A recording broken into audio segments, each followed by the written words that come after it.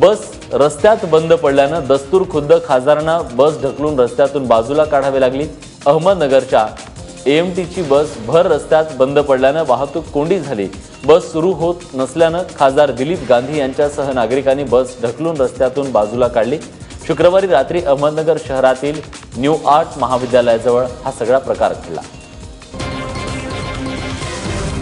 भाजप हा मस्तवाल झाल्याची टीका विधानसभेचे विरोधी पक्षनेते राधाकृष्ण विखे पाटील यांनी केली आहे। ते शिर्डीत पत्रकारांशी बोलत होते। केंद्र आणि राज्यातील सरकार श्रीमंतांसाठी काम करतं, ते सत्तेवर राहण्याच्या काबिल नसल्याचं विखे पाटलांनी म्हटलंय।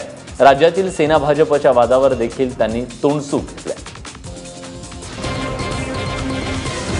संजय राऊत संसदेत बसून पवारांच्या सल्ल्यानं सेनेसाठी शकुनी मामाची भूमिका पार पाडतात असा घणाघाती आरोप संभाजी पाटील निलंगेकर यांनी केलाय। शिवसेनेतले कौरव कोण आणि भाजपातले पांडव कोण याची ही मांडणी निलंगेकर यांनी केली आहे। ते उस्मानाबादेत पत्रकारांशी बोलत होते।